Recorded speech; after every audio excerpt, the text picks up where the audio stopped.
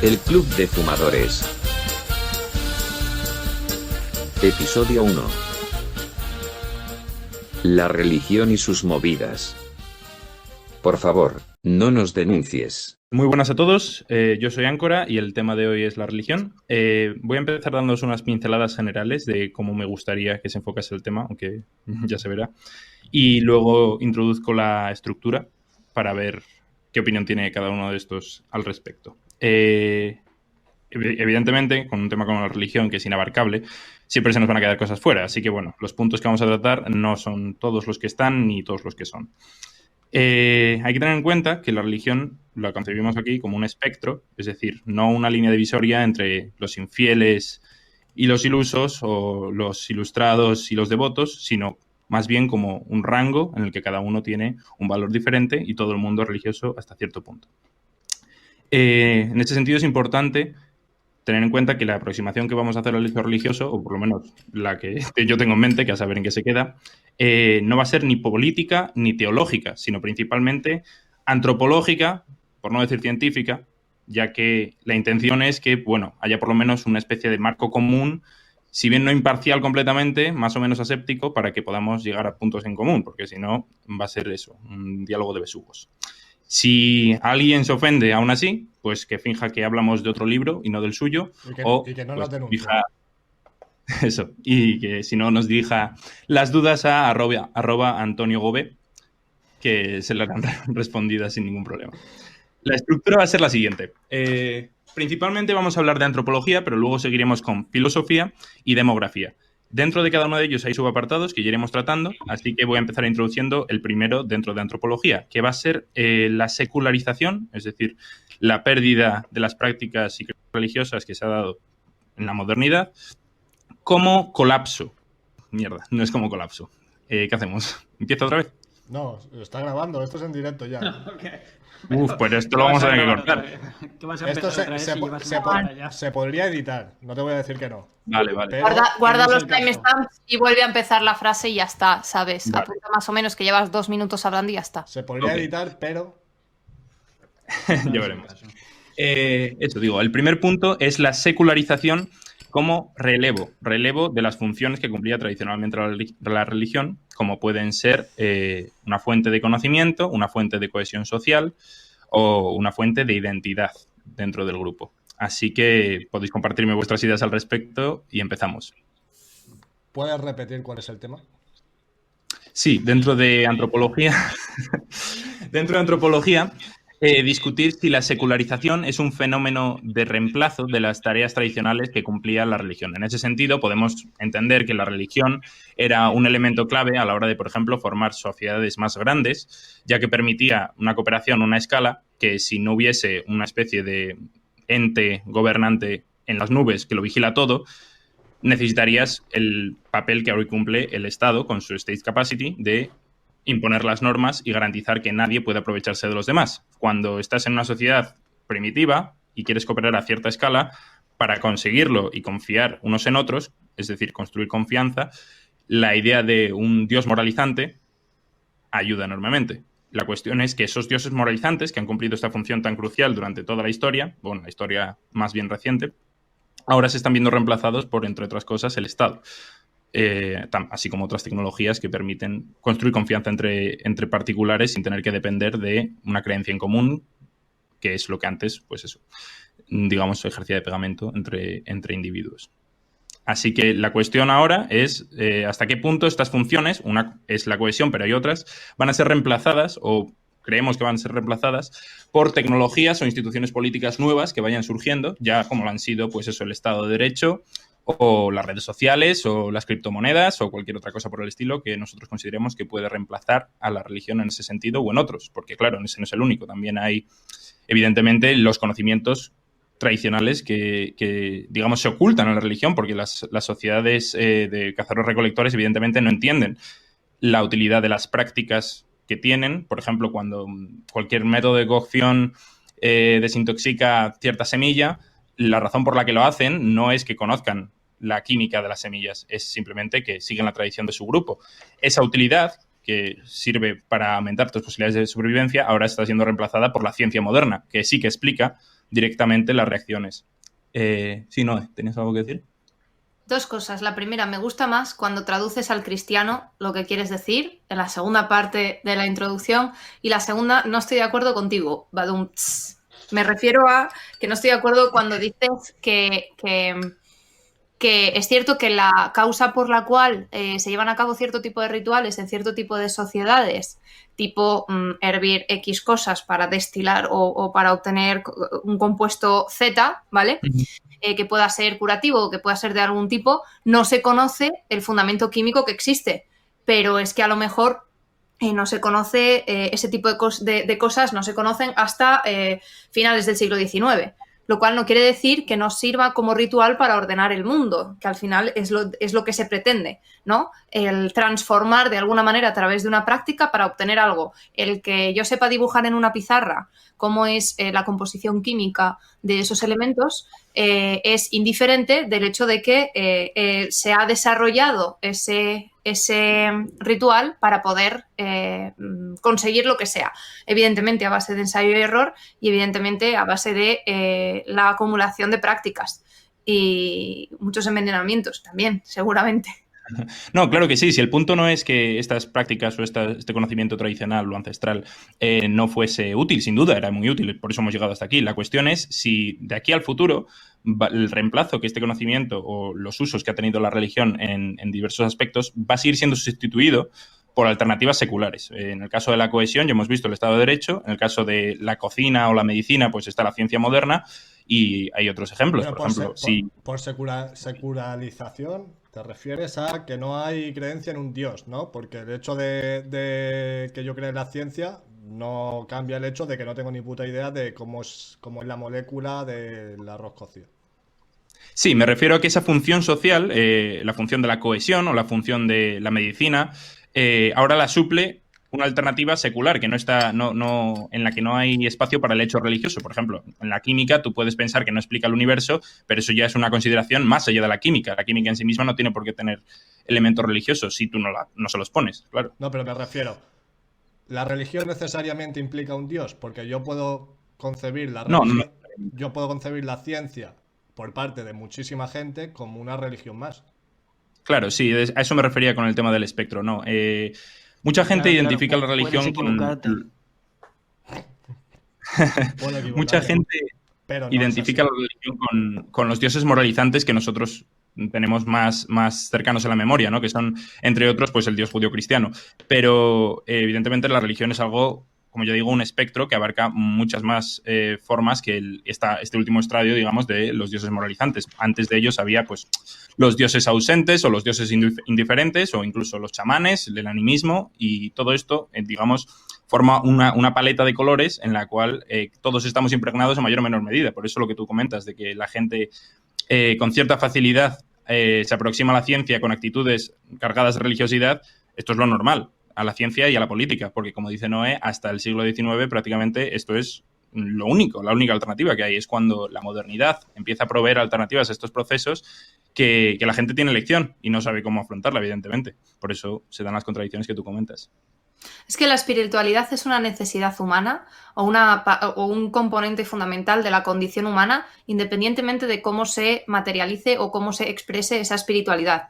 Me da igual que sea a través de las religiones de libro o que sea a través del animismo del que hablábamos o que sea a través de yo creo en la ciencia, pero necesitamos dotarnos de respuestas a las preguntas que nos hacemos, y las preguntas que nos hacemos son las mismas hoy que hace 2500 años, que hace 4000 del Mahabharata, ¿sabes? Eso nos da igual.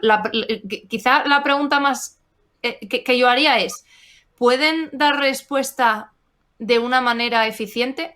Porque lo que yo no tengo nada claro cuando miro alrededor es que la secularización o el abandono de la práctica, que no la cultura, de las religiones de libro, vamos a hablar del catolicismo porque al final estamos en España y somos de cultura católica, no creo que el abandono de esas prácticas se sustituya por un otro ente concreto, solo el Estado o solo la ciencia. Yo creo que es un sumo, porque de no ser así, no verías resurgir todas esas prácticas de mindfulness, neopaganismo, ese tipo de cosas. Quiero volver a la naturaleza, quiero encontrarme con mí misma, con mi ciclo menstrual, ese tipo de cosas. Al final son herramientas que nos permiten relacionarnos con el mundo y con las creencias de qué somos en el mundo y qué tenemos que ser.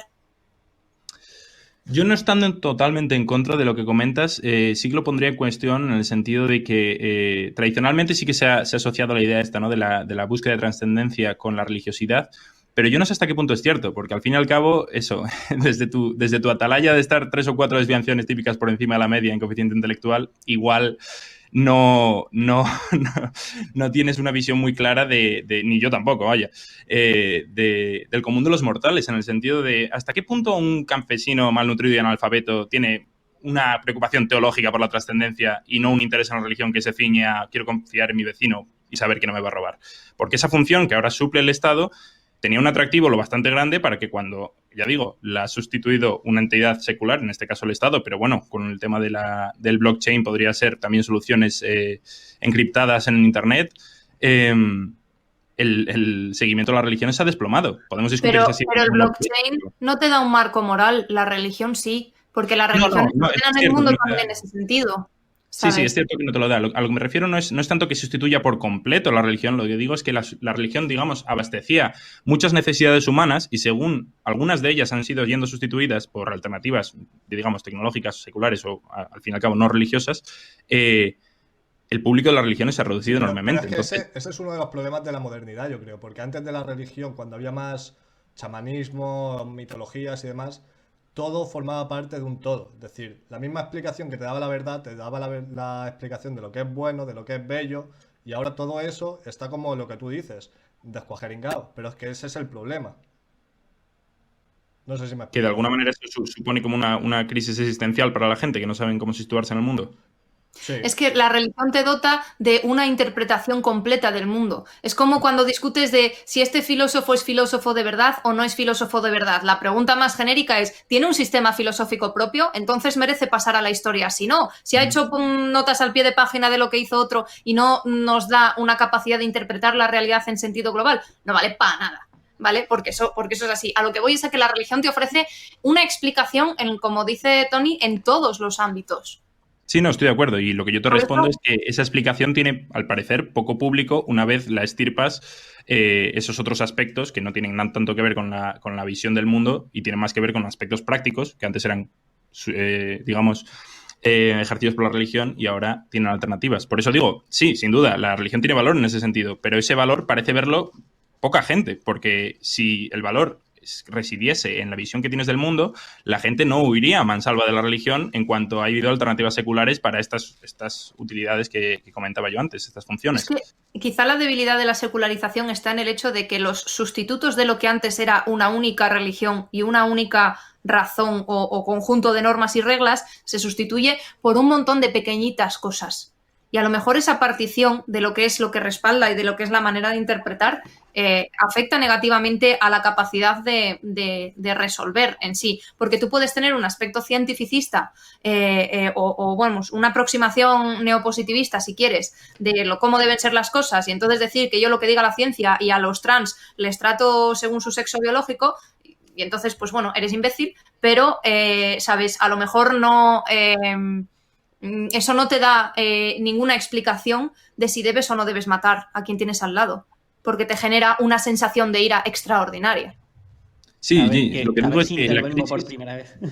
Bueno, sí, dale. ¿Quién eres? Estoy de acuerdo con Noé en que las funciones de la religión las han asumido actores muy diversos, pero por eso yo iría casi función a función. A mí me parece que la religión fundamentalmente surge por lo que llaman un epifenómeno de la conciencia. Al final, la búsqueda de significado y la búsqueda de respuestas, que es algo más o menos intrínseco al ser humano, y no lo digo como nada trascendente, sino que al final la búsqueda de causas a las consecuencias que vemos nos lleva a plantearnos pues esas causas primeras que hacen surgir cuestiones como de dónde coño surge el universo, qué pasa con los muertos cuando mueren, etcétera.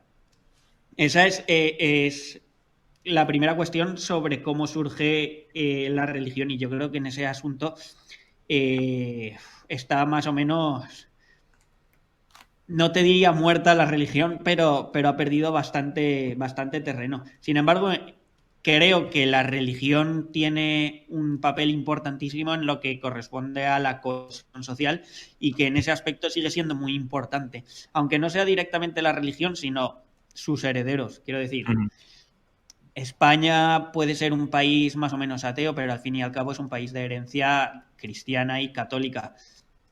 Y en ese aspecto tenemos una serie de valores morales que podrán ser más o menos racionales o podrán ser más o menos derivados del liberalismo y de la Ilustración, pero que tienen una clarísima influencia religiosa. Y en ese aspecto la religión sigue siendo importantísima en la cuestión de la cohesión social. Hay un punto en lo que estás diciendo que decía que también es decir, no nos declaramos religiosos, pero igual la religión sigue ordenando nuestra vida en tanto que sí, somos herederos de una tradición cristiana y tenemos ciertos valores y ciertas formas de actuar y tal que siguen siendo cristianas, aunque no seamos cristianos y no creamos en el Dios cristiano.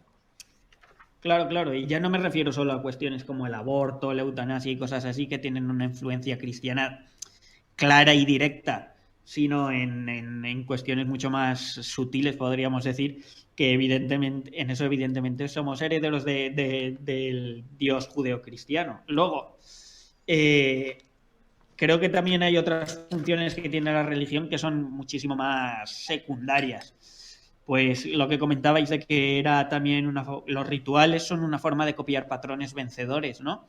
Al final imitar el ritual de una civilización o de ni siquiera una civilización, sino de un pueblo que ha prosperado, pues puede asegurarte, como decías tú, desintoxicar la yuca, que es el ejemplo típico, ¿no? No me acuerdo qué tribu servía de ejemplo porque seguían un ritual que imitaban muchos, que era desintoxicar la yuca. Y la mitad de esos pasos para desintoxicar la yuca eran totalmente innecesarios. Pero claro, en tanto que no sabes cuáles son necesarios o cuáles son innecesarios, pues copiar al vencedor al final es una estrategia de puta madre. No, sí, me parece muy interesante esto que has comentado porque estoy completamente en contra. Esta idea de que el factor principal de la religión es la búsqueda de significado, de trascendencia o de espiritualidad, y no esto que tú has llamado factores secundarios como la cohesión social, la explicación de ciertas reacciones químicas que no. La cohesión social me parece el principal. Lo que te quiero decir es que me parecen secundarios, por ejemplo, lo de los patrones vencedores, que me parece un factor para la supervivencia de la religión, no tanto para explicar por qué surge y por qué es exitosa. Claro, por eso digo que era interesante al principio sentar un marco analítico que nos permitiese llegar a puntos en común, en el sentido de podríamos compartir nuestra opinión de qué factor es más importante que otro, pero una vez afrontamos el problema del hecho religioso desde una perspectiva antropológica, lo que cabe preguntarse es, por ejemplo, ¿las religiones que ofrezcan más significado proveerían una ventaja evolutiva, una ventaja adaptativa a los grupos que las adopten? Lo más probable es que no. Pero las que provean, por ejemplo, cohesión, sin duda sí. Ahí hay una clara distinción entre qué es más importante y por qué se da la religión. Es decir, cuál es... Estamos dando un salto demasiado grande. No es lo mismo que la religión surja porque se necesita dar respuesta a la trascendencia y en particular a la muerte, que el hecho de que la religión se utilice como instrumento del Estado cuando pasamos de ser pequeñas tribus a ya el concepto de polis, si se quiere, en el que la religión es el elemento amalgamador por excelencia de todas los individuos de esa polis o de ese pequeño mini-estado, ciudad-estado. Claro, es que se confunde. Hay decenas de miles de años en ese sitio. Pero también afecta, el tema de la cohesión se ve también en tribus de cazadores-recolectores, ¿eh? No es una cuestión de las sociedades organizadas. Otra cosa es cómo lo utilizamos para diferenciarnos, para decir que este es el diferente y es el enemigo y hay que pasarlo a cuchillo o a piedra, ¿sabes? Pero por surgir de las explicaciones dentro de la psicología evolutiva más aceptadas viene siendo esa, la necesidad de trascender. De hecho, lo primero que encontramos como manifestación religiosa a nivel prehistórico vienen siendo cuestiones que tienen que ver con la muerte. Ujú. No, totalmente de acuerdo. Sí, como tú dices, desde la psicología evolutiva está claro que el tema es desde el origen anida ahí. Yo lo que digo es que el tema de la persistencia y la propagación de las religiones sí que viene dado por su utilidad funcional y no tanto Sí. por el origen que puede ser del que sea. Y por tanto, si su propagación depende de estas otras cuestiones, hasta el punto que estas cuestiones puedan ser secularizadas, es decir, sustituidas por alternativas no religiosas de cualquier tipo, estaríamos básicamente asestando una daga al corazón de las religiones más allá de los departamentos de teología. No, porque una cosa es que funcionalmente, es decir, que responda a las necesidades del hombre a nivel espiritual es condición necesaria, pero no suficiente para que una religión prospere. Es decir, si tú me dices que el Estado es muy cohesionador, pero no da respuesta a las necesidades espirituales, te falta la condición necesaria.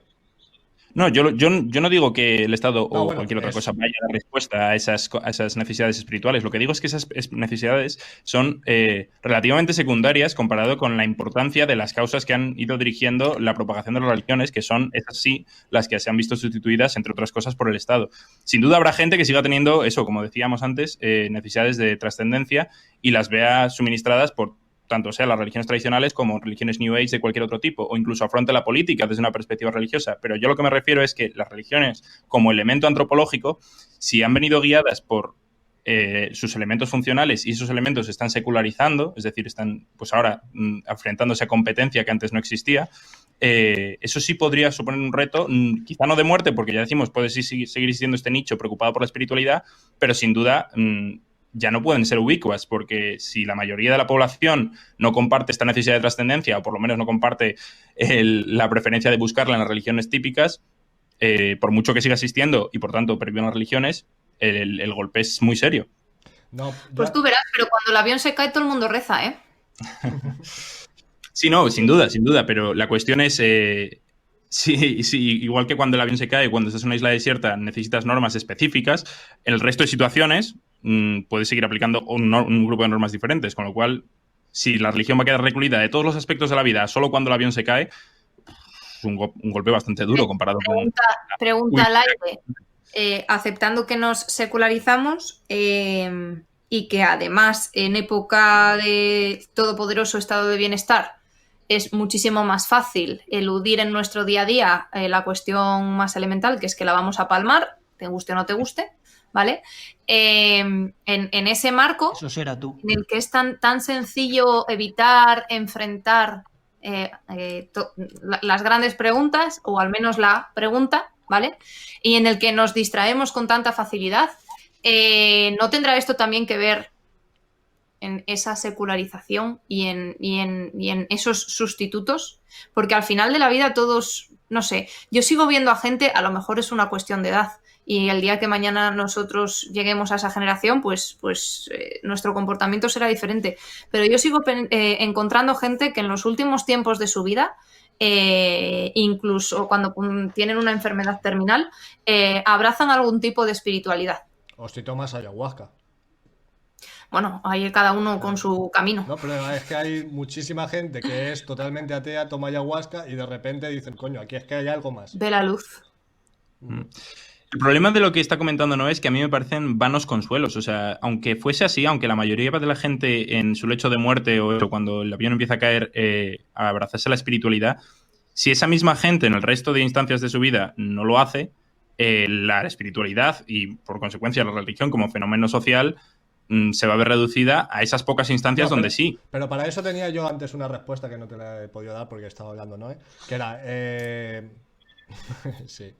Era, a ver, tú puedes tener dos religiones que responden a los problemas del hombre en cuanto a espiritualidad y que una sea más funcional que otra a nivel de organización social. Y entonces sobrevive la que es más funcional, pero está dando respuesta también. El caso es capaz de sobrevivir algo que solo da respuesta funcional cohesionadora, pero no tiene esa condición necesaria que es el llenar el vacío espiritual? Es decir, tú puedes tener una sociedad que se organiza en base al Estado, pero luego cada uno tiene su manera de enfocar su espiritualidad. Yo no estoy muy seguro de eso y no creo que históricamente se pueda afirmar, en el sentido de que llevamos muy poco tiempo con una espiritualidad, con una tan baja religiosidad.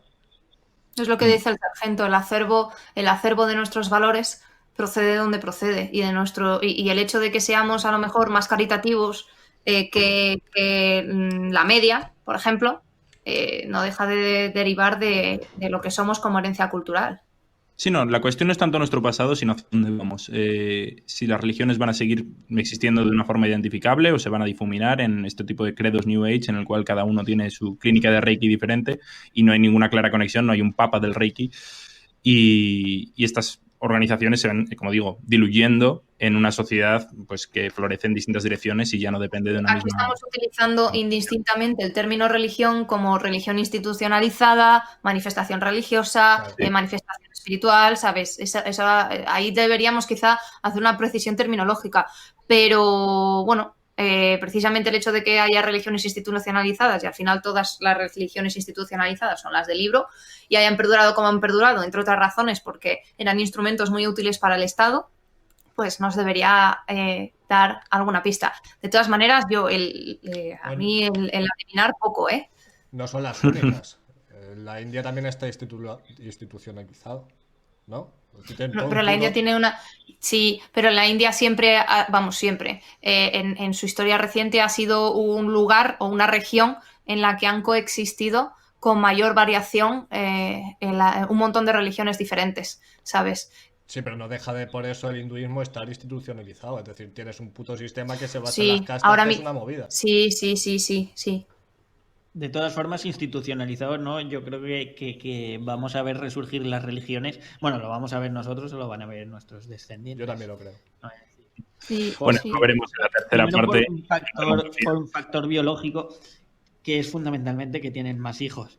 Bueno, lo compartí el otro día Ancora en un artículo, que es que no es que tengan más hijos, es que tienen muchos más hijos.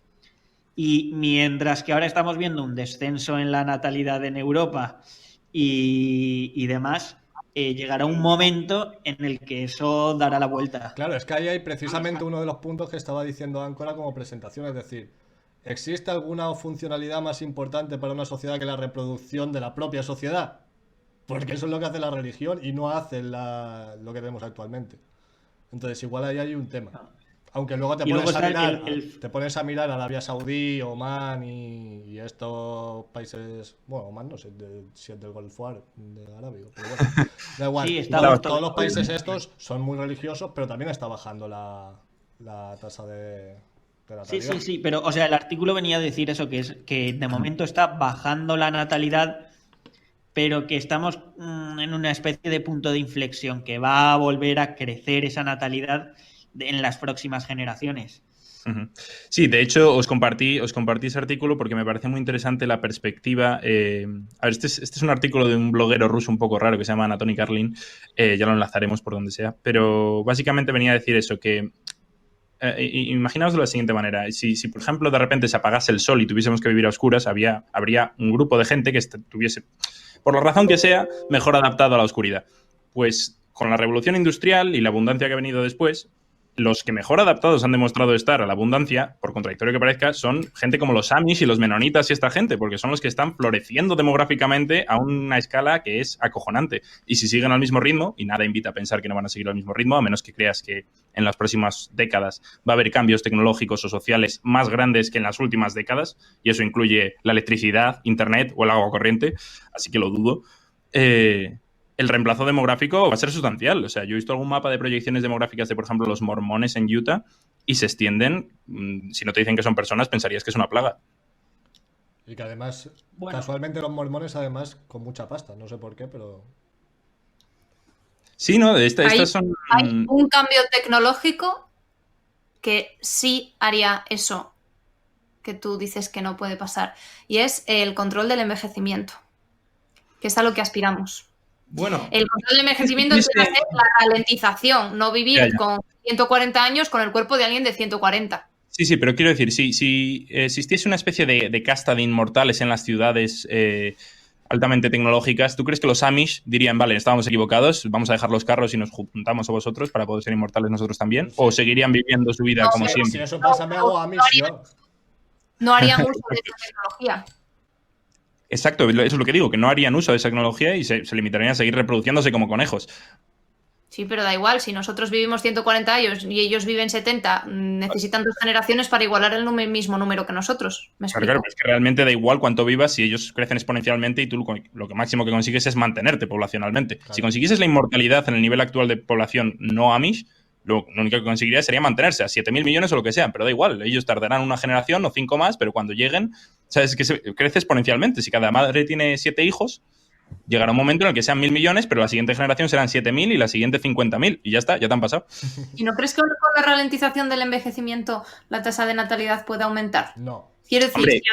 si atendemos a la lista de los motivos por los que las mujeres deciden no tener hijos, entre esos motivos de los primeros que rankean están, elijo mi carrera profesional, elijo mi tal, y hablo de las mujeres y no de los hombres por una cuestión evidente y biológica, ¿sabes? No, sí, yo, en Pero ese sentido si estoy se- optimista. Yo estoy de acuerdo contigo y creo que, bueno, si es que es lo que estabas diciendo, creo que la fertilidad en las, digamos, las comunidades más tecnológicas, según la esperanza de vida siga aumentando, remontará, dejará de caer, que ahora está cayendo uniformemente, y remontará en algún punto. Pero no creo que remonte hasta 12 hijos por mujer. Ese es el punto, ¿sabes? Si ellos siguen teniendo 3 o 4 veces más hijos que cada una de las mujeres que no están en sus comunidades, independientemente de si las nuestras tienen 1 o 2 hijos por cabeza, si las suyas tienen 8 o 12, te acaban pasando. Te acaban pasando porque esos cambios, que son para nosotros muy representativos, para ellos no han supuesto nada. Esta gente sigue viviendo sin electricidad, con lo cual... Yo no veo a la mujer... Esa es otra de las cosas que comentaba Di. el artículo. Que es que al final la fertilidad también es heredable. Y a algunos se descojonará, claro que la fertilidad es heredable, si no tiene... Vale. Además, las preferencias en fertilidad también son heredables. Quiero decir que parece que muchas veces solo los caracteres físicos son heredables, pero las preferencias psicológicas y de modos de vida también son heredables. Hombre, Obviamente no hay más que mirar a la muchísima familia de Julio influencia. O sea, también tiene muchísima influencia cultural y social, pero también tienen una parte de heredabilidad. Eso quiere decir, es lo que comentaba el artículo este del Breeders' Revenge, que estamos en un periodo en el que no han pasado suficientes generaciones como para que esas tasas de fertilidad o esas preferencias en la fertilidad se hayan tenido un efecto grande, pero que estamos llegando a ese punto de inflexión en el que esas preferencias de fertilidad ya no se ven sobrepasadas por el descenso en el modo de vida. O sea, como que desde la revolución industrial hacia aquí hemos bajado nuestra tasa de fertilidad. ¿Por qué? Pues porque el modo de vida cada vez por cuestiones diversas, iba hacia tener menos hijos.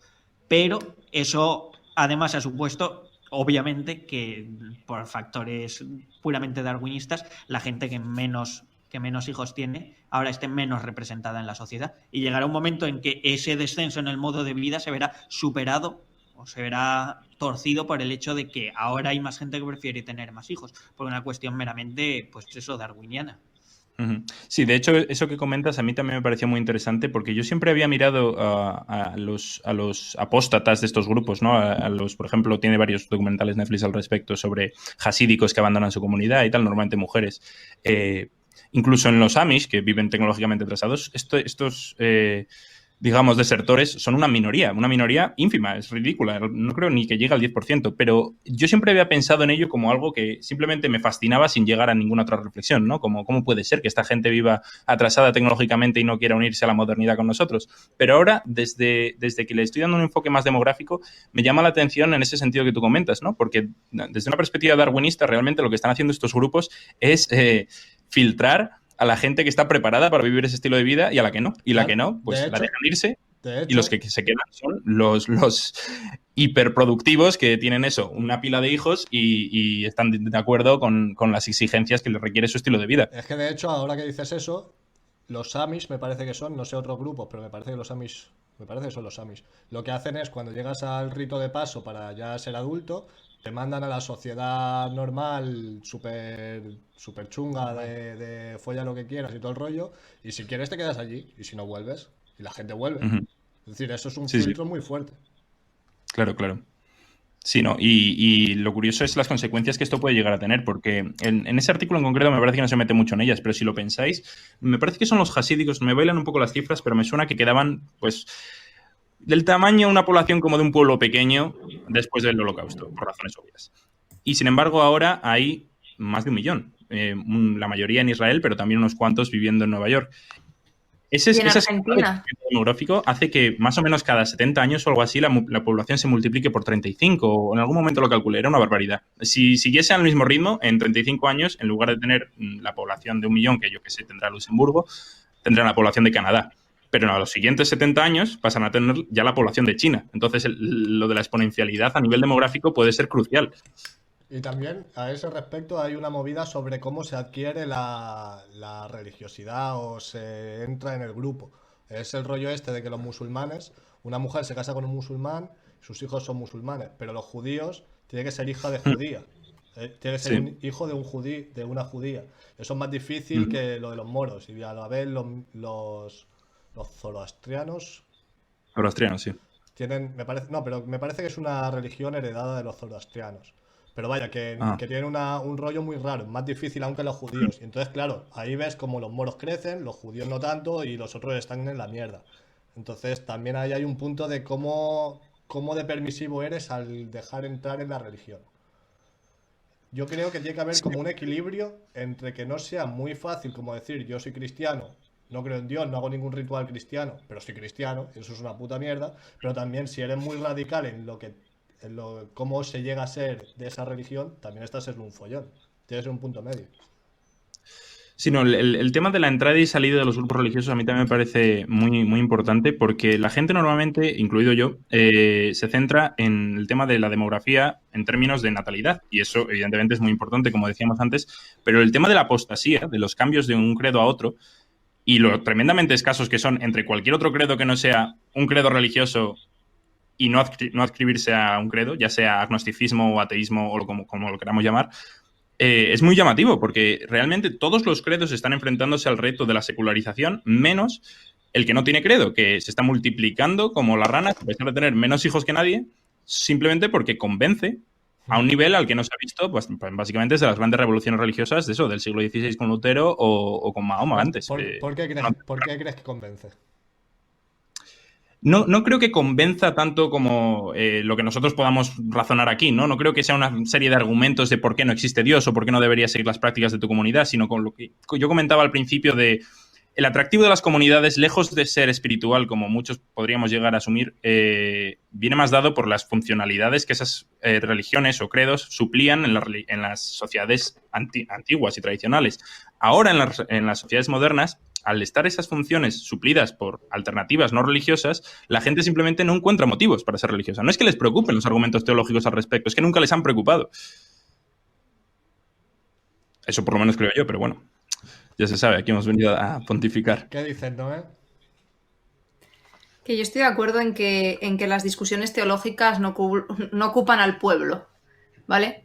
Pero sí le ocupa que el patrón, y no el patrón persona que explota, sino el patrón de la zona, del pueblo, del campo, bendizca la cosecha y si le importan alguna serie de cosas. Y si le importa ponerle, yo qué sé, una vela a San Antonio o cualquier otra cosa. En el sentido de que sí le importa tener un refugio. Si existe purgatorio o no existe purgatorio, yo lo que tengo claro es que si soy cristiano o vivo una vida de mierda y me arrepiento en el último momento, tengo más papeletas para ir al cielo que si vivo una vida beata y mato en defensa propia. Bueno, en defensa propia no, pero me cargo a mi vecino porque X, ¿sabes? Entonces, a la persona de a pie nunca le interesó realmente las cuestiones teológicas, esas son discusiones académicas que quedaban para un huequecito muy concreto, desde el cual, y ahora sí, se pontificaba. Pero todavía no consigo ver exactamente cómo ese hecho ayuda o no a la secularización, ¿sabes? O la acelera. Probablemente quien tenga unas convicciones religiosas más fuertes y una preparación teológica más consistente, viva la fe, bueno, probablemente no, seguro, viva la fe de una manera muy diferente que en quien ha heredado del catolicismo, como lo podemos haber heredado cualquiera de nosotros. A la vista está mi propia experiencia personal. Conocí el catolicismo mejor en la carrera estudiando filosofía medieval y historia y filosofía de las religiones, que en catequesis, bueno, en catequesis el cura le dijo a mi madre que dejara de preguntar por qué, que le parecía muy mal. Y esto es verídico, ¿eh? No sé, me parece que volvemos a la distinción original de la diferencia entre una manifestación religiosa y una forma de vivir la religiosidad y la religión institucionalizada con un dogma, con unas reglas, con unas cuestiones estrictas. Voy a introducir aquí un disclaimer, por no interrumpir a Tony por enésima vez en nuestra vida, de que moro, islámico e islamista no son cosas sinónimas. Por favor, no nos denuncies. Sigamos. No nos denuncie, yo no quería ofender a los islamistas, quería ofender a los moros. broma. A ver, como gentilicio de Mauritania tampoco... No me refiero a los de la provincia romana, evidentemente. Evidentemente. Ahora que ya hemos saltado y nos hemos pasado la estructura por el forro al tema de la demografía, otro tema que nos parece, o por lo menos me parece interesante, yo creo que también os lo va a parecer a vosotros, es el tema de las tecnologías que en un futuro van a cambiar estas tendencias demográficas de las que veníamos hablando, porque hasta ahora, digamos que todos jugamos por las mismas reglas del juego. Los Amish follan como todos y nosotros hacemos lo propio. Ellos lo hacen más, o por lo menos con menos condones, pero básicamente todos jugamos al mismo juego. Sin embargo, pronto, más pronto de lo que muchos creen, nosotros vamos a contar con herramientas de reproducción de las que ellos carecen. Por ejemplo, montar fábricas de bebés, que es algo que suena del todo distópico si no eres chino. Pero yo imagino que al Partido Comunista esto les sonará del todo razonable, teniendo un problema demográfico que no han conseguido solucionar con todo tipo de políticas coercitivas más allá de la del hijo único. ¿No? Entonces, y pa'lante, en un útero artificial y ya está. Efectivamente. Y si ya tienes úteros artificiales, desbloqueas todo otro nuevo ámbito de revoluciones, como puede ser aumentar el diámetro cráneoencefálico más allá de los límites de la cadera pélvica, ¿no? Niños cabezones, lo que faltaba. Tenés una nueva raza de cabezones urbanitas que... Me gusta mucho que el que es médico de aquí sea el que dice niños cabezones en lugar de cráneoencefálico. Me mola. Cráneoencefálico. Es el término médico. No, pero de todas formas yo creo que a ver, que puede haber fábricas de bebés, pero que el problema nunca ha sido concebirlos, o sea que de todas formas... La cuestión sigue siendo que quién coño va a cuidar de esos bebés, porque la cuestión no es no podemos tener bebés, sino no queremos tenerlos. Los va a cuidar el Estado. ¿Cómo? O sea, ¿dónde? Bueno, hay un libro, ahora que me he puesto a leer ciencia ficción, hay un libro muy interesante, si os interesa el tema de quién coño va a cuidar esos bebés en fábricas, que es de Ishiguro, este premio Nobel japonés, que todo el mundo se ha leído desde hace 2 años, pero que no saben pronunciar la mayoría, que es Nunca me abandones. También hay una película, por si queréis hacer como que lo habéis leído y ver la película. Sí, no, yo he visto la película. Pues plantea eso, son bebés concebidos un poco como en La Isla, para como reserva sanitaria y cuidados en internados, digamos en institutos en Inglaterra. Claro, pero el problema sigue siendo que... ¿Qué vas a hacer? ¿Criarlos como si fuesen ganado, sin padre ni madre, durante años y después soltarlos al mundo y ya está?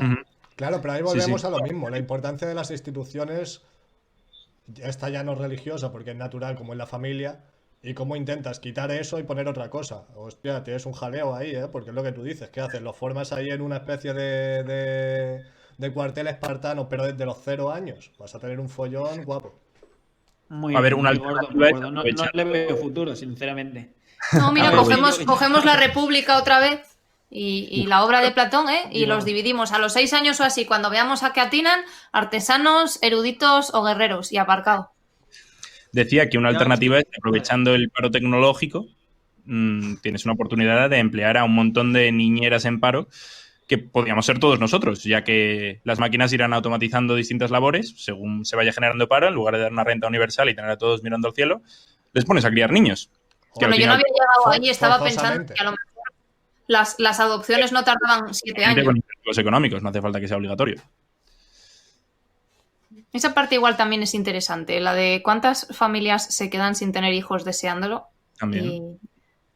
No sé, ya digo que las connotaciones que querrían y en realidad no quieren, porque Ahí también hay un punto. No, pero imagínate que antes de pasar por la inseminación artificial o cualquier otro tipo de técnica, ¿vale? Como se ocurre ahora, si eres mujer, tienes cierto tipo de características, edad, etcétera, etcétera, para poder quedarte embarazada y que lo cubre la seguridad social.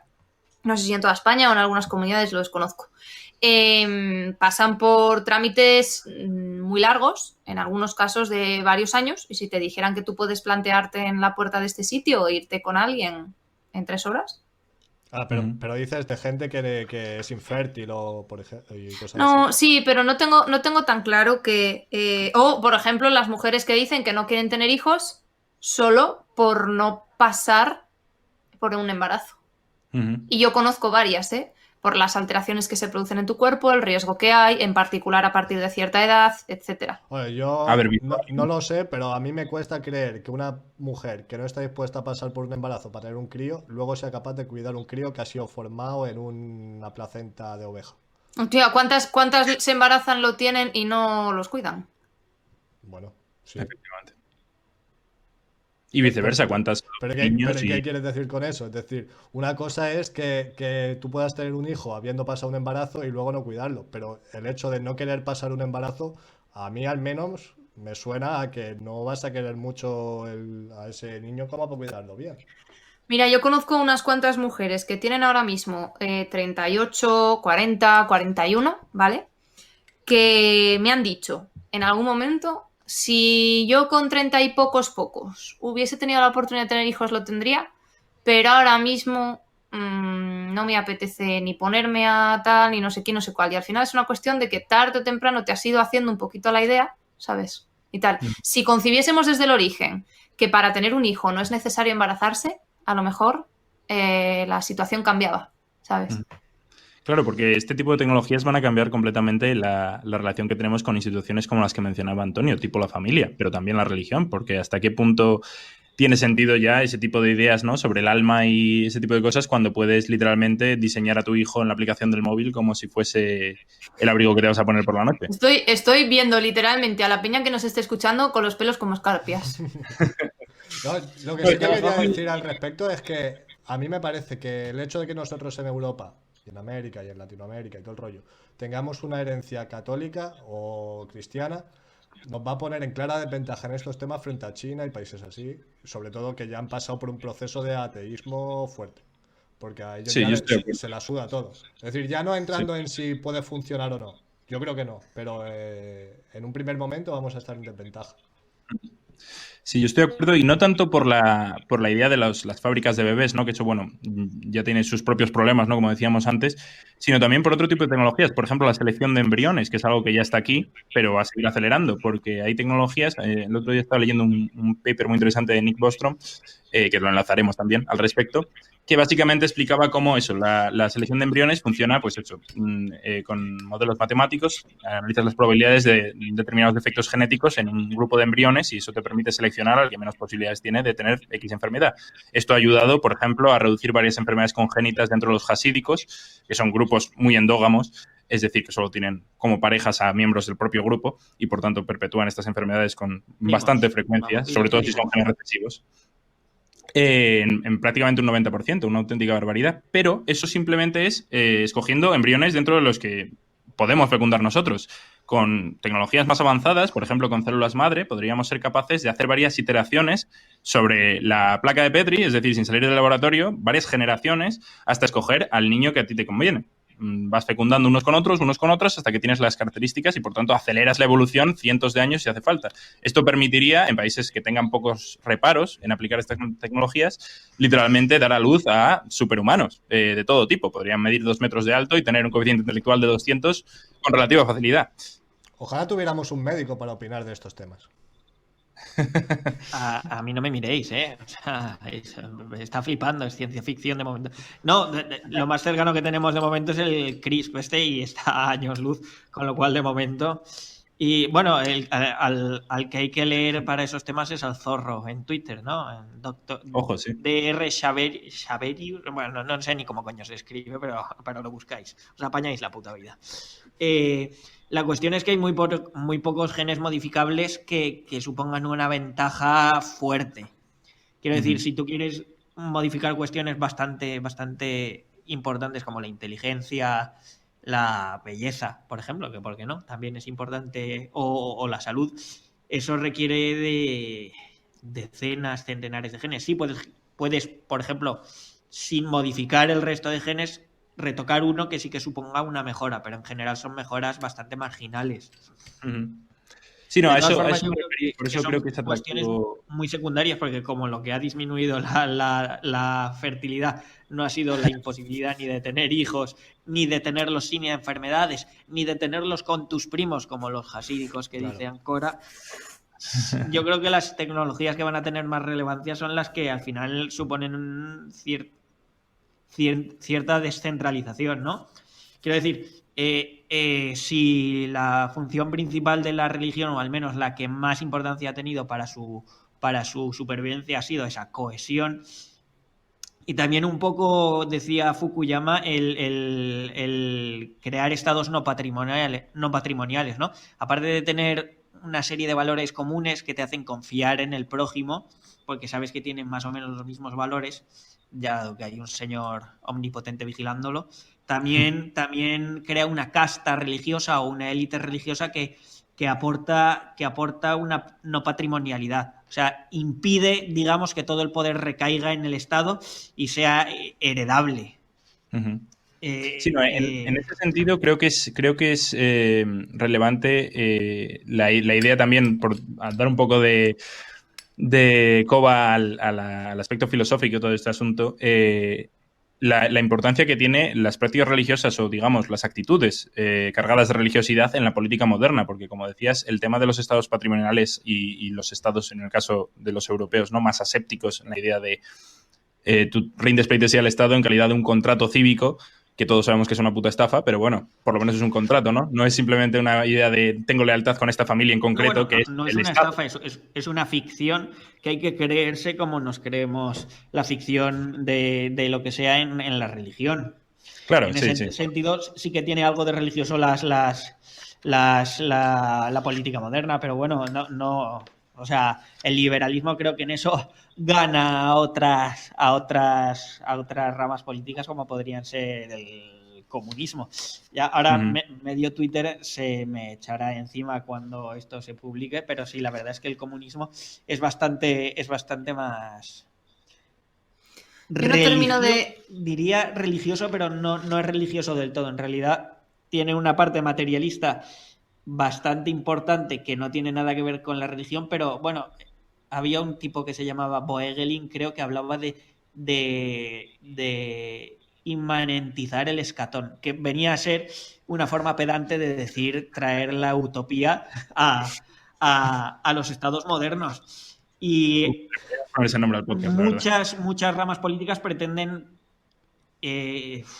diría, inmanentizar el escatón, pero me resulta hasta repugnante. Inmanentizar el escatón. Así que, yo voy a empezar a usarlo ahora. Yo me paso no tiene una parte tanto de religiosidad como sí la tiene de identidad. Y es otra de las funciones de las que hemos pasado aquí de puntillas, sí, pero que también tiene la religión. Gnósticos. Por eso, porque se entiende el mundo moderno como un desorden inherente que puede trascenderse con iluminación. Obviamente todo esto no se plantea así, desde sin duda una es del perspectiva todo religiosa, pero ese superar todas las diferencias o superar todas las barreras, no todas, pero sí la gran mayoría, a raíz de un solo cambio, como puede ser la de la nacionalización del modo de producción, o sea, la superación del modo de producción capitalista, al final sí que tiene un poquito de utopía y de iluminación, de decir, es el factor clave. Sí, no, desde luego. A lo que yo me refería, sin embargo, es, a pesar del interés de eso, el papel que juegan estas actitudes en la política actual, porque uno de los artículos que os recomendé, que bueno, os lo habréis leído o no, porque es bastante largo, está muy interesante, es de un profesor de Derecho en Harvard que se llama Adrián Vermeule o algo así, yo no tengo ni idea de cómo se pronuncia esto.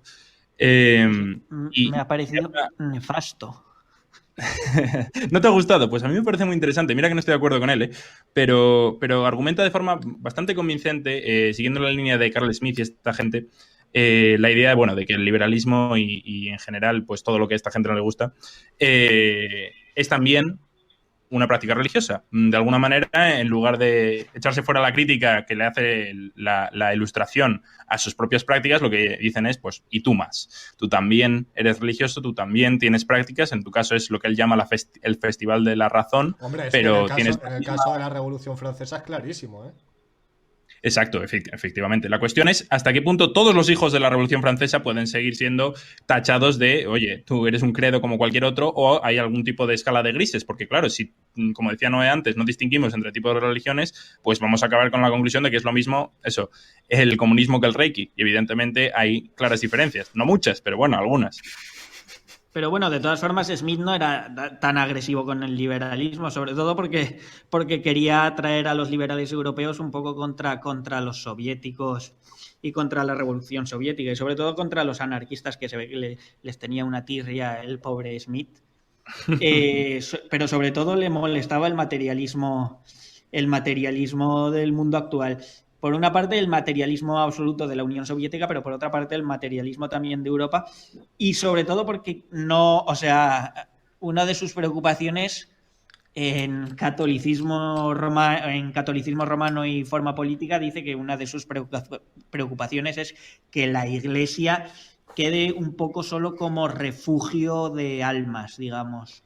Que sirva, al final, que sea que esté integrado en el capitalismo moderno de la misma forma que un resort vacacional. Que no deja de ser el tema con el que hemos empezado el podcast. Exacto. Calmar el alma en un mundo más o menos materialista completamente como es a su entender era el actual. Él pretendía que la Iglesia fuese fundamentalmente política, no política en el sentido de inmiscuirse en los asuntos del Estado, sino como de emanar, digamos, autoridad moral sobre todo. Y veía en la Iglesia la clara heredera del derecho romano, sobre todo por eso, porque era una fuente de autoridad jurídica, moral, y que podía ayudar a los liberales europeos a tener unas bases sobre las que asentarse. Uh-huh. Smith también habla mucho de gente como Donoso Cortés, que uh-huh. era muchísimo menos amable con los liberales. Sin duda, y muchísimo menos pero sobre todo por contraposición a los soviéticos. Uh-huh. Smith quería cagarse en Kropotkin, en Bakunin y en toda la parafernalia, hasta el punto de que incluso llega a decir que Marx y Engels al final tienen un regusto católico. Uh-huh. Si no católico, por lo menos religioso, en el sentido de que sí que creen en la autoridad, no en la autoridad política o despótica, pero sí en la autoridad moral e intelectual, claro. No, me parece muy importante esto que has comentado, por el tema de eso, de que comentábamos antes de la importancia filosófica del liberalismo. Una de las cosas que comenta Vermeulen en su artículo, tirando de lo de Smith, es esa idea, ¿no? Tiene la misma sensación que tenía Smith de necesitamos un suelo firme sobre el que apoyar este sistema, porque si no, estamos perdidos en una espiral que no tiene fin de continua deconstrucción, continua crítica de lo que hay presente, porque si tú te vendes a ti mismo como eso, el paladín de la justicia, necesitas por definición a unos injustos a los que señalar, que una vez derrotas necesitas sustituir por otros injustos, que por definición van a ser pues menos injustos que los primeros, porque si no te habrías centrado en ellos en primer lugar. Y según vas saltándote de fase en fase, vas acabando con cada vez más ridiculeces, ¿no? En la perspectiva de esta gente. Lo cual, en última instancia, podría llegar no solo a alienar a las masas, que, bueno, eso es el argumento de Vermeulen, yo no me lo creo, pero bueno, pero también a llegar a una espiral de sinsentido, ¿no? En mi cabecera de Twitter tengo una frase del estilo que es eso, la filosofía, el problema que tiene es que no sabe dónde detenerse. Te deja, parece ciego, sordo y mudo y no sabes dónde estás ni cómo has llegado ahí. En eso sigo un poco a Kant el artículo que comentas, en que entiende que el liberalismo al final deriva en un progresismo, en que no tiene fin, hay un progreso constante. Uh-huh. Pero bueno, Kant habla de eso también, que es la ilustración. Que esa precisamente también es una visión religiosa, incluso diría cristiana. El progresismo. Sí, tiene bastante religioso. Sí, Sin duda, sin duda.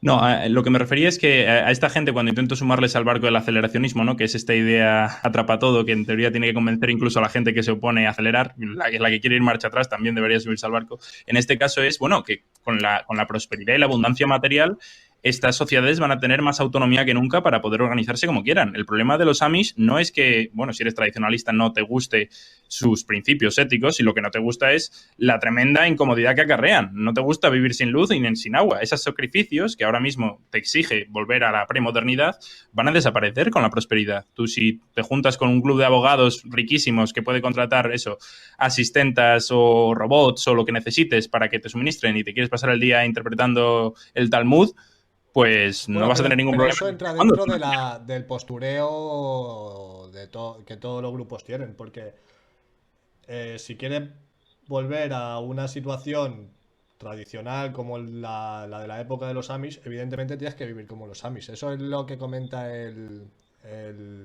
¿cómo se llama el hijo de puta este? El terrorista este, el Krasinski. El Unabomber. El Unabomber, es decir, Unabomber. Si quieres volver para atrás, tú no puedes aceptar la modernidad y luego querer lo que había antes de la modernidad a nivel de ideas, de prácticas, de no sé qué, no sé cuánto, ¿no? A ver, si tú aceptas lo material que hay ahora, no vas a poder volver para atrás. A riesgo de pecar de humilde, no creo que pueda subir a Ted Kaczynski al barco del aceleracionismo, eso es verdad.